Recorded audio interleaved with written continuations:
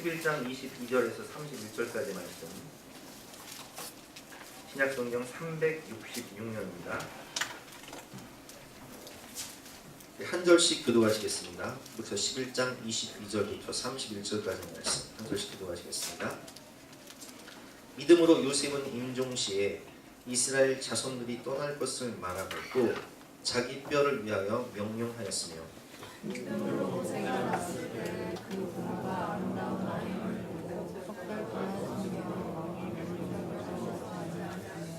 믿음으로 모세는 장성하여 바로의 공주의 아들이라 칭함받기를 거절하고 우리와 하나님의 구속과 함께 번영하기를 주의 아들 누리는 것보다 더 좋아하고 그리스도를 위하여 받는 수모를 애굽의 모든 부하보다 더 큰 재물로 여겼으니 이는 상 주심을 바라봅니다.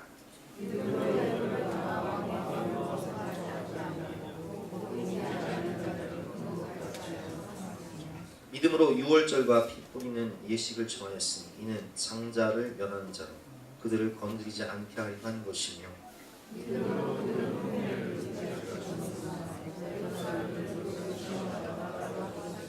믿음으로 7일 동안 여리고를 도니 성이 무너졌으며,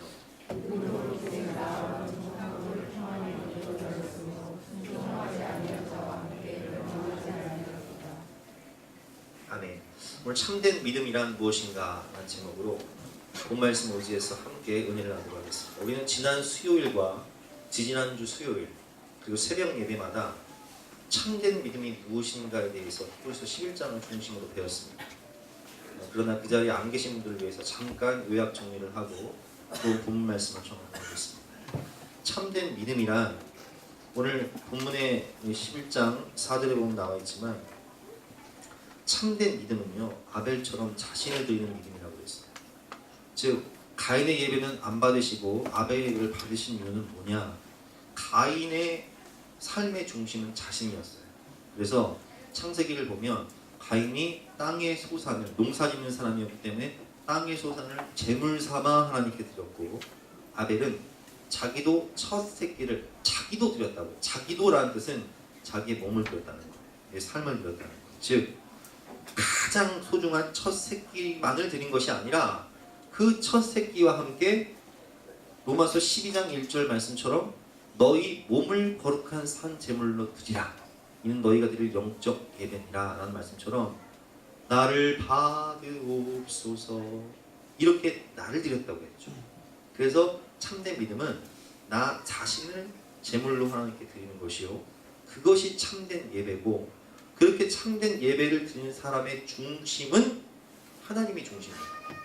누가 주인이냐? 하나님이 주인이에요.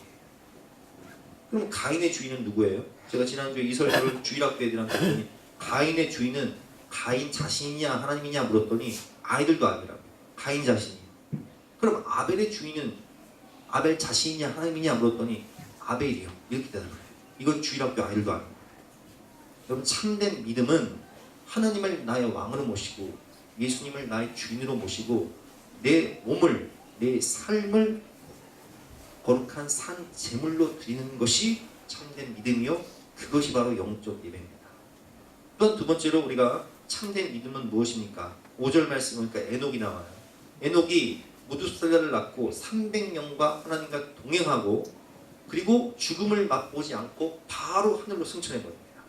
그러면 여기서 에녹이 나온다는 것은 에녹은 종말론적 믿음을 가지고 그런 예언자였기 때문에 무두셀라, 그가 죽으면 하나님이 이 땅을 심판하리라는 그런 뜻인데, 무두셀라 이름을 부를 때마다 종말론적인 믿음을 가지고 살았다는 거예요. 그래서 그는 늘 성령 안에서 깨어서 천국 갈 날을 소망하면서 믿음으로 영적으로 깨어서 성령 안에서 깨어 있었다는 거예요. 그래서 참된 믿음은 에녹처럼 하나님과 동행하면서 하나님 나라에 입성하는 것이 참된 믿음입니다. 이게 노아가 나오죠. 노아는 오늘 말씀과 연결되기 때문에 제가 지나가고, 그리고 이제 이것을 집대성한 사람이 누구냐? 믿음의 조상 아브라함이다 라는 말씀을 드렸죠. 그래서 아브라함은 어디를 가든지 먼저 제단을 쌓아 하나님께 예배를 드렸고, 그리고 창세기 11장 바벨탑 인본주의의 핵심이라면 창세기 12장 아브라함은 신본주의, 하나님을 왕으로 모시고 어디를 가든지 제단을 쌓고, 아브라함이 말씀을 쫓아갔더라라는 말씀처럼 하나님을 왕으로 모시는 사람은 하나님의 말씀을 따라 사는 것이지 자기의 생각이나 자기의 합리나 이성을 따라 사는 사람이 안다라고 말씀을 드렸죠. 그래서 아브라함의 믿음은 없는 것을 있게 하시고 무에서 유를 창조하시는 하나님, 죽은 고목나무와 같은 사라의 몸에서 없는 것을 있게 하신, 이삭을 태어나게 하신 하나님이 내가 이삭을 바친다 할지라도 죽은 자 가운데서 살리실 것을 믿는 부활의 하나님, 재창조의 하나님이신 것을 믿는 믿음. 그래서 로마서 4장에 나온 것처럼 아브라함이 믿음 받은 하나님은 없는 것을 있게 하시고 죽은 자를 살리시며 바랄 수 없는 중에 참 소망을 주시는 분이 바로 하나님이시다라고 말씀을 드렸습니다. 그리고 또한 참된 믿음은 무엇입니까? 우리가 오늘 본문 말씀 이제 2절을 보면 우리 20절 또 21절에 보면 이삭과 야곱이 자녀들을 축복하면서 기도하는 것이 성경에 보면 그대로 이루어지는 것을 볼 수 있습니다. 참된 믿음은 믿음의 기도고 믿음의 말이에요. 이삭이 두 자녀를 축복하고 기도할 때 하나님께서 그 기도대로 역사하세요. 야곱이 큰 나라를 이루고 또 큰 자가 작은 자를 섬기라는 말씀처럼 에서보다 큰 나라를 이루고 믿음의 조상이 돼. 또 야곱이 12아들을 놓고 축복한 대로 네 번째 아들이었던 유다의 후손 중에서 메시아가 태어나고 요셉의 자손들이 번창해지고. 그래서 여러분 믿음의 기도는요, 우리가 자녀들을 위해서 믿음의 기도, 성령 안에서 너희가 내 안에 거하고 내 말이 너희 안에 거하면 너희가 무엇이든지 원하는 대로 구하라 라는 말씀처럼 성령 안에서 우리가 말씀을 받아서 그 말씀으로 선포하는 기도는요 그대로 이루어진다는 거예요. 그래서 믿음은, 참된 믿음은 믿음의 기도고 믿음의 말이에요. 믿음으로 한 말은 주님께서 뭐라고 말씀하셨죠? 기도하고 구한 것은 받은 줄로 믿으라. 그러면 그대로 되리라. 민수기 14장에서 뭐라고 말씀했어요? 내가 나의 삶을 두고 맹세하노니 내 말이 내 귀에 들린 대로 내가 행하리라. 참된 믿음은 믿음의 기도고 믿음의 말이에요. 네, 여기까지는 정리를 하고 오늘 본문으로 넘어가서 22절 같이 읽어보겠습니다. 22절 시작. 믿음으로 요셉은 임종시에 이스라엘 손들이 떠날 것을 말하고 또 자기 뼈를 위하여 명령하였다라는 말씀이죠. 참된 믿음 첫 번째, 오늘 본 말씀의 첫 번째는 비전과 사명. 요셉은 우리가 너무 잘 아는 대로 그는 애굽의 총리였습니다. 그런데 요셉은 하나님이 자기에게 주신 인생의 비전과 사명을 받았어요. 그 비전과 사명은 무엇이냐? 어떤 세상적인 부귀나 성공이나 명예나 권세가 아니에요. 그는 자기에게 맡겨주신 인생의 사명, 복의 근원으로서 자신이 어떻게 세계를 구원할 것이며 또한 하나님의 구속사를 이룰 것인가를 알았다는 거예요. 그래서 요셉은 우리가 너무 잘 아는 대로 이제 애굽의 총리가 된 요셉이 이 애굽의 총리가 되어서 7년 동안 풍년이 일어날 것을 예언했고 그 7년 동안 풍년이 일어났을 때 곡식을 성마다 저장을 해서 장차 7년 흉년을 대비를 한 거예요. 그래서 7년 동안 흉년이 일어날 때 그 흉년은 애굽에서만 일어난 흉년이 아니라 세계 전역에서 일어난 흉년이었기 때문에 우리가 성경을 보면 이 가나안 땅에 살고 있었던 야곱의 아들들이 곡식을 구하러 애굽까지 내려간 이유는 뭐냐? 전 세계적인 기근이었다는 거예요. 지금으로 말하면 전 세계적인 경기 불황. 근데 그때에 요셉의 총리였던 애굽이 7년 동안 곡식을 저장해서 7년 동안 이 풍성한 곡식을 저장한 것을 7년, 6년 동안 나눠줬기 때문에 세계를 구원해요. 그래서 애굽에서의 요셉의 이름은 사분의 바네야. 즉 애굽의 왕이 요셉의 이름을 지을 때 너는 세계를 구원할 사람이구나 해서 사분의 바네야. 세계 구원이라는 뜻이에요. 정말 세계를 구원하죠. 그러나 단순히 세계를 구원하는 것이 아니라 요셉은 하나님의 구속사를 이루어요. 이게 무슨 얘기냐? 가나안 땅에 살고 있었던 야곱의 12아들, 즉 야곱과 그의 아들들이 곡식을 구하러 애굽에 와서 요셉을 만나죠. 요셉이 총리인 것을 알게 되고 이 기근을 피하기 위해서 요셉이 고센 땅으로 초청을 하게 돼서 이 70여 명의 가족들이 다 이제 이집트의 고센 땅으로 정책을 하게 됩니다. 근데 이 정책한 이유가 뭐냐? 야곱이 나중에 하나님이 그 이름을 뭘 바꿔주시죠? 이스라엘로 바꿔주시고 야곱의 12아들이 이스라엘 민족의 12지파의 시조가 되는데, 자, 70명에 불과한 가족들이 큰 민족으로 거듭나기 위해서는 고센 땅이 필요했던 거예요. 그래서 430년 동안 이 고센 땅에 살면서 430년이 지나니 이제 모세의 시대가 되니까 세상에 야곱의 12아들이 장정만 60만 명이 넘어요. 여자들과 어린아이까지 합치면 200만 명이 넘는 커다란 민족이 된 거예요. 정말 야곱이 이스라엘인데 이스라엘 민족이 돼버리고 12아들, 12지파가 돼버렸어요. 그래서 이 12지파 이스라엘 민족이 하나님의 민족으로 이제는 가나안 땅에 들어가게 하기 위해서 하나님께서 누구를 쓰신 거예요? 요셉을 쓰신 거예요. 그래서 요셉은 자신의 인생의 사명과 비전을 정확히 알았다는 거예요.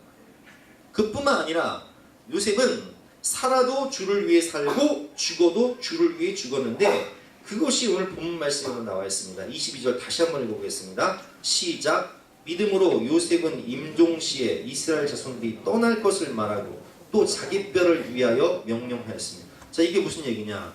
요셉은 이스라엘, 즉 자기의 아버지와 형제들 70명에 불과했던 이 족속이 이 고센 땅에 정착해서 때가 되면 민족으로 거듭날 것을 알았을 뿐만 아니라 이 민족이 된 이스라엘 민족에게 뭐라고 예언하냐? 너희는 이 땅에 소망을 두지 말고, 애굽은 세상을 의미하잖아요. 이 세상에 소망을 두지 말고 나 가나안 복지 귀한 성에 들어가려고 내 중한 짐을 벗어버렸네. 길이 살겠네. 나 길이 살겠네. 나 생명 시냇가에 살겠네. 이 썩어질 땅에 소망을 두지 말고 너희들은 때가 되면 가나안 땅으로 올라가라. 본향을, 영원한 본향인 천국을 소망하며, 가나안은 천국을 소망하잖아. 그렇죠? 그래서 우리가 며칠 후 요단강 건너가 만나리. 요단강 건너가 어디예요? 가나안. 가나안은 천국을 의미하잖아. 이 땅의 소망을 두지 말고 저 영원한 본향의 소망을 두라. 그래서 너희가 때가 되면 모세를 통해 출애굽을 할 텐데, 그 출애굽을 하게 될 때 반드시 내 뼈를 어떻게 해라? 가지고 출애굽해서 내 뼈를 어디에 묻어라? 가나안 땅에 묻어라. 그는 자기가 살아서도 무슨 일을 해야 되고 죽어서도 무슨 일을 해야 되는지를 알았어요. 그게 비전을 사는 거예요. 참된 믿음은 내가 살아서 무엇을 해야 되는지, 또한 죽어서 무엇을 해야 되는지를 알아야 돼요. 그는 살아서 세계를 구원했습니다. 그는 살아서 하나님의 구속사를 완성했습니다. 근데 죽어서도 어떻게 해요? 출애굽을 바라보게 해요. 죽어서도 여호수아의 정복전쟁을 바라보게 하면서 믿음의 사람들은 천국을 소망하며 저 영원한 생명 시냇가에 산 것이다. 너희는 내 뼈를 반드시 이 땅에서 메고 나가 그 본향인 내 뼈를 묻어라. 아, 이렇게 멋진 비전의 사람이었고 꿈의 사람이었고 사명의 사람이었습니다. 그래서 비전은, 이 참된 믿음은 비전과 사명의 사람이요, 또한 비전과 사명을 따라 살기 때문에 상주심을 바라보는 거예요. 상주심을 바라봅니다. 24절부터 26절까지 말씀 읽어보겠습니다. 교독해 볼게요. 24절부터 26절.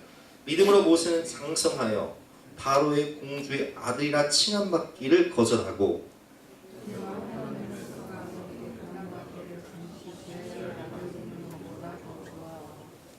자, 26절 같이 읽어보겠습니다. 시작. 그리스도를 위하여 받는 수모를 애굽의 모든 부하보다 더 큰 재물로 여겼으니 이는 상주심을 바라봅니다. 아멘. 여러분, 모세는 이집트의 왕자였어요.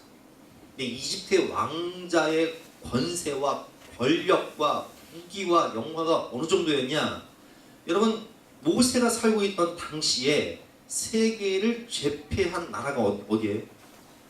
애굽이죠. 그렇죠? 뭐 애굽은 우리가 너무 잘 아는 대로 세계 4대文明 중에 하나고, 이집트의 피라미드는 지금 가도 얼마나 대단한지 어마어마하잖아요. 그 규모가. 자, 그러면 우리가 살고 있는 시대의 부자들 한번 생각해 봅시다. 사우디아라비아의 왕자가 얼마 전에 프랑스에 한 저택을 샀다고 그래요. 이게 세계 최고의 집인데 그 집이 한 3,200억 정도 되는 것 같은데 3,200억짜리 집에요. 얼마나 으리으리한 대저택인지 막 정원이 있고 그 정원 앞에 분수가 있는데 그 분수가 황금으로 돼 있더라고요. 정말 황금이더라고요. 근데 그 집을 가지고 있는 사우디아라비아 왕자가 얼마 전에 그림도 샀어요. 예수님의 그림을 샀는데 4천억이 넘는 그림을 그냥 무슨 뭐 장난감 사지 사버려. 그리고 뭐 세계 명차들은요, 우리 애들 미니카 모으듯이 그런 명차를 다 모으고 살아요. 그럼 제가 한번 질문해 볼게요, 여러분. 지금 사우디아라비아 왕자의 부귀와 모세가 살고 있던 당시의 모세의 권세와 명예와 부귀와 어느 것이 더 나을까요? 왜 모세가 나을까요? 여러분 보세요. 지금 사우디아라비아 왕자의 부귀를 가진 사람들은 세상에 굉장히 많아요. 그렇죠? 미국에도 많고 중동에도 많고 유럽에도 많아요. 근데 모세가 살고 있던 당시에 애굽 왕자의 권세와 부귀와 명예는 누구에게만 있어요? 그건 애굽 제국에 있는 왕자들에게밖에 없어요. 그런데 그 모든 부귀와 명예와 권세와 영화를 다 뒤로 해버리고 배설물로 여기고 모세가 이스라엘 백성으로의 정체성을 가지고 하나님 나라를 위해 살기 위해 다 모든 걸 버려버려요. 그것이 오늘 본문 24절부터 26절에 나와 있는데 그 이유가 뭐냐? 상주심을 바라봤기 때문에. 제가 한번 읽어보겠습니다. 믿음으로 모세는 장성하여 바로의 공주의 아들이라 칭함받기를 거절하고 도리어 하나님의 백성과 함께 고난받기를 잠시 죄악의 낙을 누리는 것보다 더 좋아하고 그리스도를 위하여 받는 수모를 애굽의 모든 부하보다 더 큰 재물로 여겼으니 이는 상주심을 바라봄이라. 아멘. 그래서 모세가 쓴 시편 90편을 보면 제가 한번 시편 90편을 한번 읽어보겠습니다. 제가 이번 주간에 여러분들에게 이렇게 문자로 이렇게 보내드린 시편 90편이에요. 제가 한번 읽어보겠습니다. 3절 말씀. 주께서 사람을 티끌로 돌아가게 하시고 말씀하시기를 너희 인생들은 돌아가라 하셨사오니 주의 목전에는 천년이 지나간 어제 같으며 밤의 한순간 같을 뿐입니다. 주께서 그들을 홍수처럼 쓸어가시나이다. 그들은 잠깐 자는 것 같으며 아침에 돋는 풀 같습니다. 풀은 아침에 꽃이 피어 자라다가 저녁에 시들어 마르나이다. 이게 무슨 얘기예요, 여러분? 우리 인생이 풀의 꽃 같다는 거예요. 하나님, 제 인생을 돌아보니 인생이 강건하면 70년이면 80년인데 그 70, 80년을 돌아보니 풀의 꽃같이 꽃은 아침에 피었다가 저녁에 지는 것처럼 내 인생이 금방 지나가는, 신속히 지나가는 화살과 같습니다. 그리고 모세는 이렇게 고백합니다. 우리의 모든 날이 주의 분노 중에 지나가며 우리의 평생이 순식간에 다하였나이다. 우리의 연수가 70이요 강건하면 80이라도 그 연수의 자랑은 수고와 슬픔뿐이요 신속히 가니 우리가 날아가나이다. 그리고 마지막에 이렇게 얘기해요. 우리에게 우리날 계수함을 가르치사 지혜로운 마음을 얻게 하소서. 이게 무슨 얘기예요? 하나님, 나의 생이 이제 얼마 남았습니다. 나의 날 계수함을 가르쳐 주시다. 나에게 지혜로운 마음을 주시는데 그 지혜로운 마음이 어떤 마음이에요? 주님 다시 배울라니 날로 다가와 무거운 짐 주께 맡겨 벗을 날도 멀잖네. 자, 그날이 되면 주님을 만날 텐데 주님이 여러분들에게 물으실 거예요. 너는 무엇을 하러 왔느냐? 내가 인생에 너에게 준 사명과 비전이 내가 너를 그 땅 가운데, 그 가정 가운데 보낸 이유와 목적이 있다. 너는 무엇을 하다 왔느냐? 이렇게 물으실 텐데 여러분 뭐라고 대답하시나요? 그러니까 모세는 그걸 알았던 거예요. 그래서 오늘 본문을 보면 그가 도리어 이 모든 바로의 아들이라 칭을 받기를 거절한 이유는 뭐냐? 하나님의 백성과 함께 고난받기를 잠시 죄악의 낙을 누리는 것보다 더 좋아하고 그리스도를 위하여 받는 수모를 애굽의 모든 부하보다 더 큰 재물로 여겼으니 이는 상 주심을 바라봅니다. 하나님이 내게 주신 비전과 사명 목적을 향해 달려가다가 주님 다시 만났을 때 모세야 너는 뭐하다 왔느냐 라고 묻는다면 하나님 내가 하나님의 구속사를 이루기 위해서 이 하나님의 백성들을 출애굽시켜서 가나안 땅까지 인도했습니다. 이렇게 말을 해야 하나님 상을 주실 거 아니에요. 그렇죠? 그럼 여러분 자신한테 한번 물어보세요. 하나님이 이렇게 물으시는 거예요. 예를 들어볼게요. 하나님이 임집사님에게 물은 거예요. 사랑하는 아들 진우야, 너는 내가 너에게 준 사명과 인생과 비전을 어떻게 살아? 무엇을 위해 살아? 뭐 하다 왔니? 이렇게 물으신다면 임집사님 뭐라고 답해요? 할 말이 있지. 그래도 찬양인도라고 했잖아. 찬양인도라고 하도 안서집사 교회를 세웠죠. 뭐라고 할 말이 있어야 돼요. 할 말이 없으면 안 돼요.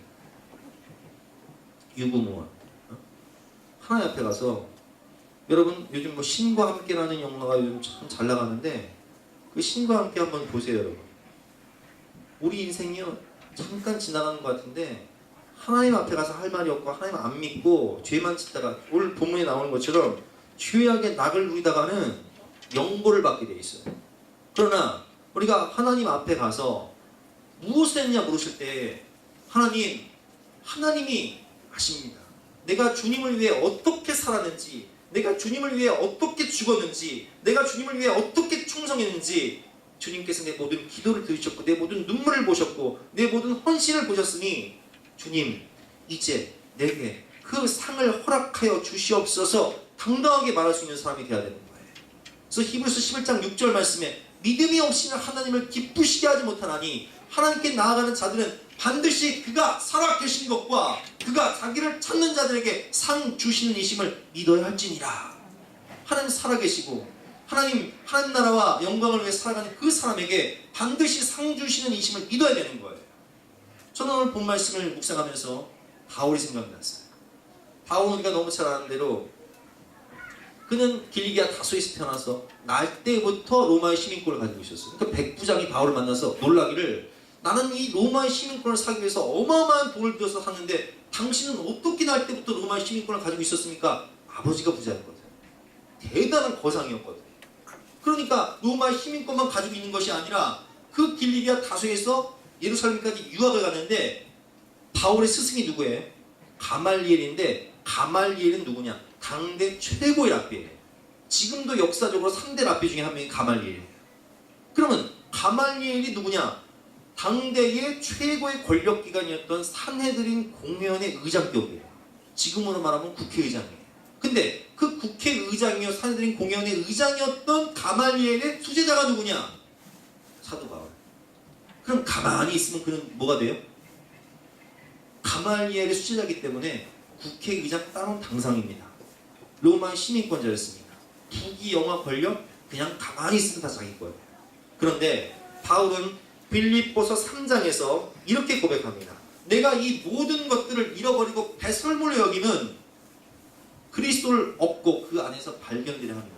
나는 가말리엘 문화생, 로마의 시민권, 베냐민 지파, 바리새인, 이 모든 걸 배설물로 여깁니다. 왜? 나는 하나님이 내게 주신 인생의 표대가 있다는 거예요. 그래서 그 표대를 위해 달려가는데 그것이 뭐냐? 부름의 상이라는 거예요. 같이 한번 읽어볼까요? 자, 제가 한번 읽어보겠습니다. 14절 말씀이죠. 표대를 향하여 그리스도 예수 안에서 하나님이 위에서 부르신 부름의 상을 위하여 달려가라. 아멘. 그는 고백합니다. 내가 이미 얻었다 함도 아니요 온전히 이뤘다 함도 아니라 오직 내가 그리스도 예수께 잡힌 바 된 그것을 잡으려고 달려가노라. 형제들아 나는 아직 내가 잡은 줄로 여기지 아니하고 오직 한 일 즉 뒤에 있는 것은 잊어버리고 앞에 있는 것을 잡으려고 폿대를 향하여 그리스도 예수 안에서 하나님이 위에서 부르신 부름의 상을 위하여 달려가노라. 아멘. 그래서 그는 항상 인생의 표대가 있었어요. 부름의 상. 그가 마지막으로 유언장처럼 쓴 디모데후서 4장을 보면 그는 이렇게 고백하고 있습니다. 전제와 같이 내가 부어지고 내가 순교할 날 주님께 갈 날이 가까우리라. 이제부로는 의로우신 재판장이신 주님께서 나에게 의의 면류, 생명의 면류만 주실 것이다. 자, 제가 읽어보겠습니다. 전제같이 내가 벌써 부어지고 나의 떠날 시간이 가까웠도다. 나는 선한 싸움을 싸우고 나의 달려갈 길을 마치고 믿음을 지켰으니 이제 고로는 나를 위하여 의의 면류관이 예비되었으므로 주 곧 의로우신 재판장이 그날에 내게 주실 것이며 내게만 아니라 주의 나타나심을 사모하는 모든 자에게도니라. 아멘. 그럼 믿음이 없이는 하나님을 기쁘시게 할 수 없어요. 하나님께 나아가는 자들은 반드시 그가 계신 것과 그가 자기를 찾는 자들에게 상 주시는 이심을 믿어야 할지니라. 아멘. 여러분, 한 나라를 세워도, 제가 옛날에 참 좋아했던 드라마 왕건이라는 드라마가 있습니다. 왕건, 여러분 아시죠? 왕건이 나라를 세울 때 그 개국공신들이 있습니다. 왕건을 위해서 목숨을 바쳐 싸운 장군들이 있다. 왕건이 나라를 다 세울 때 1등 공신, 2등 공신, 3등 공신, 그 집안 다 세워주는 거 보세요. 한 나라를 세워도 개국공신을 하나님이 세워주시는데 하물며 영원한 하나님의 나라를 위해, 부름의 상을 위해, 복대를 위해 살아간 하나님의 백성들에게 어찌 하나님께서 상을 주시지 않겠습니까? 참된 믿음이라 저 영원한 나라, 하나님 나라에서 하나님께서 나에게 주실 이 영원한 상, 부름의 상. 그래서 모세는 오늘 본 말씀에 26절 말씀에 상 주시는 상을, 거룩한 상을 바라보았다. 26절 말씀 같이 한번 읽어보겠습니다. 시작. 그리스도를 위하여 받는 수모를 애굽의 모든 부어보다 더 큰 재물로 여겼으니 이는 상 주심을 바라봅니다. 자, 그럼 이쯤에서 한번 질문을 한번 해보겠습니다. 여러분은 2017년 한 해 하나님 앞에 우리가 이제 송구영신 예배를 드릴 때 너는 2017년 한 해 뭘 했느냐 라고 묻는다면 주님을 기쁘시게 한 일이 뭐가 있습니까? 나는 주님 앞에 섰을 때 주님을 기쁘시게 한 일이 뭐가 있나? 상받을, 무언가 칭찬받을 그런 일을 하셨습니까? 한번 생각해보세요. 다시 질문해볼게요. 그럼 그렇다 치고 2017년 다 갔으니까 그렇다 치고 그럼 2018년은 어떻게 사실 거예요? 2018년 어영부영 돈이나 벌고 세상 쾌락 따라 즐기고 그냥 그렇게 살다가 하나님 앞에 섰을 때 사랑하는 아들아 딸아, 내가 너에게 인생을 주고 건강을 주고 생명을 주고 사명을 주고 너는 뭐 하다 왔느냐 물을 때 하나님 저는요 아빠한테 대출 갔다가 왔는데요 이렇게 말하실 거예요? 그럴 수는 없잖아요. 우리는 어찌됐든 이 부름의 상을 바라보면서 어떻게 하면 주를 기쁘시게 할 것이 무엇인가를 생각해요. 어떻게 하면 누구를 기쁘시게 할 것인가? 주를 기쁘시게 할 것이 무엇인가? 어떻게 하면 남편을 기쁘시게 할 것이 무엇인가? 어떻게 하면 자식을 기쁘시게 할 것이 무엇인가? 그것도 중요합니다. 그러나 왜 남편만 기쁘게 하고 자식만 기쁘게 하고 세상 마귀만 기쁘게 하다가 주님 앞에서 뭐라고 하실 거예요? 주를 기쁘시게 해야지. 우리 함께 찬양하기도 할 때 주님, 내 인생이 주님의 기쁨이 되기를 원합니다. 그래서 주님 앞에 섰을 때 착하고 충성된 종아 잘하였도다 칭찬받고 의의 면류가 생명의 면류를 받는 인생이 되기를 원합니다. 고백하는 찬양, 나 주님의 기쁨 되기 원하며 함께 찬양하겠습니다.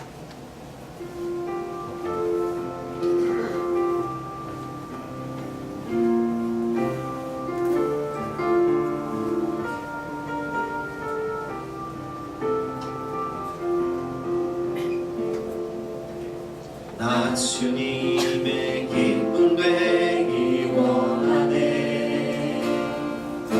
내 마음을 새롭게 하소서. 새 부대가 되게 하여 주사 주님의 빛 비추게 하소서. 나 주님 되기 원하네. 나 주님의 기쁨 되기 원하네. 내 마음을 새롭게 하소서. 새 부대가 되게 하여 주사 주님의 빛 비추게 하소서. 내가 원하는 한 가지 주님의 기쁨이 되는 것. 내가 원하는 한 가지 주님의 기쁨이 되는 것. 평소히 내 마음 드립니다. 나의 모든 것 받으소서. 나의 맘 깨끗게 씻어주사 주의 길로 행하게 하소서. 내가 원하는 한 가지 주님의 기쁨이 되는 것. 내가 원하는 한 가지 주님의 기쁨이 되는 것. 내가 원하는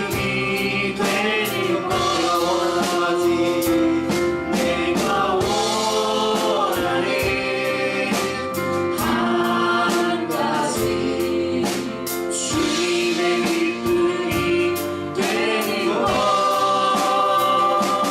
내가 원하는 한 가지 주님의 기쁨이 되는 것. 하나님 한 번 사는 인생입니다. 비전과 사명을 주시고 우리에게 부름의 상을 주시고 표대를 주셨는데 우리가 남편이나 아내를 기쁘게 하는 것도 중요하고 자식들을 기쁘게 하는 것도 보람 있는 일이지만 무엇보다 주님을 기쁘시게 하기를 원합니다. 사랑하는 아들아, 사랑하는 내 딸아, 너는 내가 너에게 보낸 인생 가운데 내가 너에게 준 비전과 사명을 다 이루고 왔느냐? 너는 이 세상을 살며 무엇을 하다 왔느냐 물으실 때에 하나님 주님께서 아십니다. 주님께서 내 모든 눈물과 기도를 아시고 내 모든 헌신과 수고를 아시오니 주여 의의 멸류관 생명의 멸류관을 나에게도 주시옵소서. 당당하게 말할 수 없는 주님을 기쁘시게 하는 인생 될 수 있도록 성령의 은혜를 부어 주시옵소서. 감사드리며 예수 그리스도 이름으로 기도드렸사옵나이다. 아멘. 마지막으로 참된 믿음이란 약속의 말씀에 대한 순종입니다. 28절 말씀 같이 읽어보겠습니다. 시작. 믿음으로 유월절과 뿌리는 예식을 정하였으니 이는 상자를 면하는 자로 그들을 건드리지 않게 하려 한 것이며. 그럼 유월절 사건이 나옵니다. 출애굽기 12장에 보면 출애굽할 때에 하나님께서 마지막 애굽의 10가지 재앙 중에 마지막 재앙이 뭐냐? 장자의 죽음입니다. 이 장자의 죽음을 면하기 위해서는 어린 양을 잡아서 가족의 수대로 그 어린 양을 잡아서 그 피를 임방과 유설주에 바르고 그 어린 양을 먹어야 돼요. 그 피를 바르고 어린 양을 먹는 자는 살 것이고 먹지 않는 가정은 애굽에 사는 가정이든 이스라엘 백성이든 상관없이 그 가정은 장자가 됩니다. 이건 약속의 말씀이죠. 이 약속의 말씀을 순종해서 그 어린 양의 피를 임방과 문설주에 바르고 그 보혈을 바르고 그 어린 양 생명의 떡을 먹는 가정은 패스오버 죽음이 넘어갔어요. 6월절이. 그런데 그 말씀을 믿지 못하고 불순종한 가정은 이스라엘 백성을지라도 그 그 가정은 죽음이 오게 됩니다. 근데 이 어린 양이 의미하는 게 뭐냐? 여러분, 세례 요한이 예수님을 보면서 이렇게 외쳤습니다. 보라, 세상 죄를 지고 가는 뭐다? 하나님의 어린 양. 그래서 예수님이 언제 죽으셨어요? 6월절에 죽으셨어요. 그래서 생명의 떡으로 오신 예수 그리스도는 성찬식을 통해서 우리가 뭐라고 말씀하셨죠? 내 몸을 받아 먹어라. 이것은 너희를 위하여 흘리는 바 나의 피 언약의 피니 받아 마셔라. 난 생명의 떡이니 내 몸을 먹어라. 나를 먹는 자는 영생을 얻을 것이다. 그래서 성찬식에 참여하는 거잖아. 이 말씀이 뭐냐? 여러분, 우리가 마음으로 믿어 의뢰하고 있어도 신하의 구원에 이르는데 누구를 믿어야 돼요? 생명의 떡으로 오신 하나님의 어린 양이신 예수 그리스도를 믿어야 된다. 하나님이 세상을 이처럼 사랑하사 독생자를 주셨으니 이는 저를 믿는 자마다 멸망하지 않고 영생을 얻게 하려 하십니다. 이 약속의 말씀을 믿는 자는 구원을 받을 것이요 믿지 아니하는 자는 심판을 받게 됩니다. 그래서 요한복음 3장 17절 말씀이 오면 하나님이 그 아들을 세상에 보내신 것은 세상을 심판하려 하심이 아니요 그로 말미암아 세상의 구원을 받게 하려 하십니다. 믿는 자는 구원을 받는다는 거예요. 그렇죠? 그러나 그를 믿는 자는 심판을 받지 아니하는 것이요 믿지 아니하는 자는 하나님의 독생자의 이름을 믿지 아니하였으므로 벌써 심판을 받은 것입니다. 여러분, 우리가 사람이 마음으로 믿어 의뢰하고 입술로 신하여 구원에 얻는다는 말씀처럼 우리가 믿음으로 구원받는 거예요. 오직 의인은 믿음으로 말미암아 산다. 자, 그뿐만 아니에요. 우리는 믿음으로 구원받을 뿐만 아니라 믿음으로 승리하고 믿음으로 정복하고 믿음으로 성공합니다. 그것이 오늘 본문 말씀에 나와 있는데요. 오늘 30절 말씀 읽어보겠습니다. 시작. 믿음으로 7일 동안 여리고를 도니 성이 무너졌습니다. 자, 여리고 성이 무너진 사건을 하나님께서 말씀하시는데 여리고 성을 정복할 때 이게 여리고 성의 이게 그 발굴지인데 이 언덕 위에 여리고 성이 있었어요. 근데 여러분 이 언덕과 이 여리고 성 높이를 재보니까 높이가 30m. 30m면 어느 정도예요? 아파트 12층 정도 되는 거예요. 12층. 아파트 12층의 성이야. 그 성의 두께가 얼마나 두껍냐? 마차가 2대가 지나갈 만큼의 견고한 성이에요. 근데 그 성에 살고 있는 사람들은 안악자손, 3m 가까이 되는 거인자손.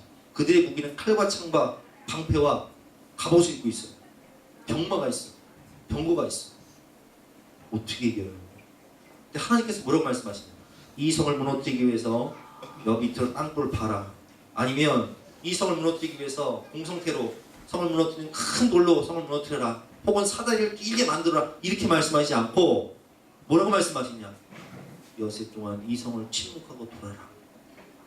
실제 되는 날은 7바퀴를 돌고 내가 외치라 하거든 제사장들은 양강나팔을 불고 온 백성들은 크게 외쳐라. 그러면 그 성이 무너질 것이다. 이렇게 말씀하시는 거예요. 아, 여러분 이게 상식적으로 이해가 되세요? 이거 순종해야 돼 말아야 돼? 근데 오늘 하나님께서 뭐라고 말씀하시죠? 믿음은 순종. 순종할 때 여리고성이 무너져요. 정말 무너져요? 안 무너져요? 무너지잖아. 아니 가나안 땅에 들어가는데 요단강이 얼마나 범람을 하는지 우리 왕수천이요 장마철에 얼마나 범람을 해요. 그 얕던 왕수천도 범람을 하면요 막 2m, 3m까지 올라가요. 근데 요단강은 더 하거든요. 근데 그 범람하는 요단강에 가서 제사장들이 언약궤를 메고 발을 내디디라는 거예요. 그럼 갈라진다는 거예요. 근데 그게 믿음이에요. 우리가 어떤 일을 시작할 때 하나님의 말씀을 믿음으로 시작해야 되는 거예요. 우리가 어떤 일을 승리할 때 하나님의 말씀을 믿고 너리고성을 돌아야 되는 거예요. 저도 교회를 개척할 때 아무리 계산해봐도 이게 계산으로는 답이 안 나와요. 보증금을 얻고 인테리어를 하고 성구를 하는데 1억 가까이 드는데 저는 그런 돈이 없어요. 근데 하나님께서 뭐라고 말씀하시냐? 성경 안 읽어봤냐? 제사장들이 언약궤를 메고 팔을 내디디니까 요단강이 갈라지지 않든 믿음으로 팔을 내디디라. 나머지 내가 다 채울 것이다. 아이고 할렐루야.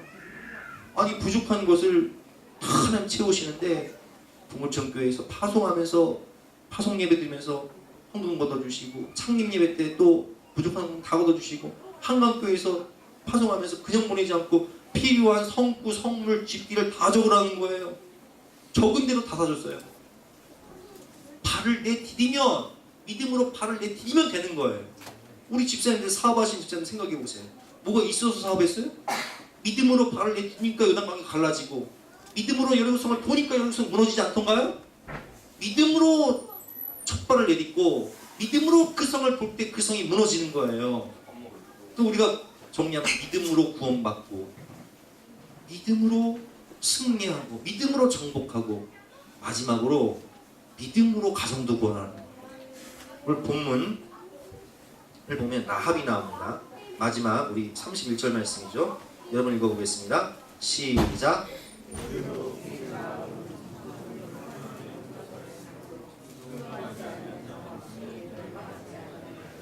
자, 여기 여리고성에 살고 있던 기생 라합은 우리가 여호수아 2장에 보면 나와 있지만 이 여리고성 크고 견고한 성에 살고 있었던 기생이었고 창녀였단 말이에요. 근데 정탐꾼들이 딱 들어오자마자 이 정탐꾼들이 들어온 사실을 여리고 왕이 알고 기생 라합의 집에 가서 그 사람들 내놔. 네가 내놓으면 너는 큰 상을 받을 것이고 너는 영웅이 될 것이고 너는 부경을 누리게 될 것이지만 네가 감춰놓으면 너는 죽을 것이다 라고 얘기하는데 라합은 목숨을 걸고 이 정탐꾼들을 숨겨줘요. 근데 숨겨주면서 뭐라고 얘기하냐, 내가 당신들을 목숨 걸고 숨길 테니까 너희들이 만약 이 땅에서 이제 구원받거든 나와 우리 집을 살려줘라. 근데 이 라합의 믿음을 보면요, 얼마나 믿음이 좋냐. 라합이 이렇게 얘기해요.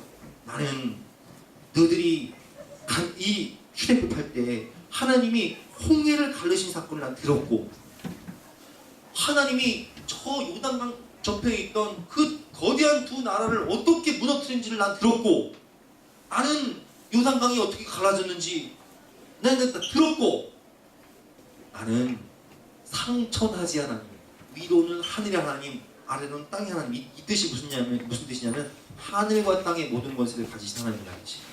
하늘과 땅의 모든 권세를 가진 하나님이 이깟 여리고성은 그냥 바람 풀면 무너뜨린 것처럼 한 방에 무너뜨려서 나는 믿는다는 거예요. 그런 믿음이 있었다는 거예요. 그것이 오늘 본문에 보면 나와 있죠. 우리가 듣자 곧 마음이 녹았고 너희로 말미암아 사람이 정신을 잃었나니 너희의 하나님 여호와는 위로는 하늘에서도 아래로는 땅에서도 하나님이시라. 이런 믿음이 있었다는 거예요. 그러니까 목숨 걸고 이 정탐꾼들을 숨겨주면서 무슨 거래를 하냐, 너희가 이 성을 정복하거든 우리 집 안에 들어와 있는 모든 가족들, 이웃들, 친구들은 다 살려줘라. 이게 거래 조건이었어요. 한번 읽어보겠습니다. 그리고 나의 부모와 나의 남녀 형제와 그들에게 속한 모든 사람을 살려주어 우리 목숨을 죽음에서 건져내라. 아멘. 라합의 믿음으로 누가 살아요? 그 가정의 구원받아. 주 예수를 믿으라. 그리하면 너와 내 집이 구원을 받으리라. 아멘. 이 라합이 누구의 조상이 돼? 예수님의 조상이 돼. 예수님 족보 올라가. 아, 대단한 믿음의 여인 아닙니까? 여러분? 결국 여러분 가정 구원도 믿음으로 되는 거예요. 아멘. 정말이에요. 저는 경험해봐서 알아요. 어떤 분들은 이래요. 목사님 걱정 마세요. 우리 남편, 우리 아내, 목사님 걱정 마세요. 기도하고 있습니다. 반드시 구원 받을 겁니다. 아멘. 그런 분들은 빨리 오대. 응? 근데 안 되는 분들이 있어. 목사님, 우리 남편은 신경 쓰지 마세요. 그 사람은요 바로 같은 사람이라 절대 교회 사람이 아니에요. 내 믿음대로 될지어다. 아, 정말이에요. 여러분 저 경험해봐서 알아요. 임사님 옛날에 성명만 안 왔을 때 뭐라고 그랬어요? 그죠? 김기수쌤 우리 이원수에 안 나올 때 뭐라고 그랬어요? 그렇죠? 똑같이 얘기했죠? 그래 안 그래요? 됐죠? 아니 그냥 쉽게 그냥 남 얘기할 거 없이 우리 얘기합시다. 그냥 내 믿음대로 되는 거예요. 믿음으로 나 자신도 구원받고, 믿음으로 여호수아 정복전쟁 여리고성 무너뜨리고, 믿음으로 요단강 갈라지고, 믿음으로 라합은 그 가정을 다 구원해버리는 거예요. 그래서 성경은 우리에게 말합니다. 오직 의인은 믿음으로 말미암아 살리라. 아멘. 자, 우리 따라 읽어봅시다. 구원도 믿음으로 받고 승리와 성공도 믿음으로 되고 가정권의 축복도 오직 믿음으로 되는 것이다. 오직 의인은 믿음으로 사는 것. 이 참 믿음을 가지시는 저와 여러분 되시기를 주님의 이름으로 축원합니다. 함께 찬양하고 기도하겠습니다.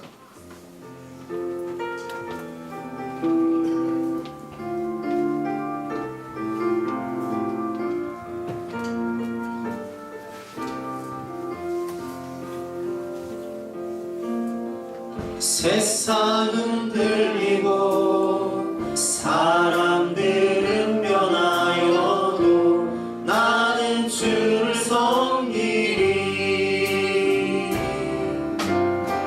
주님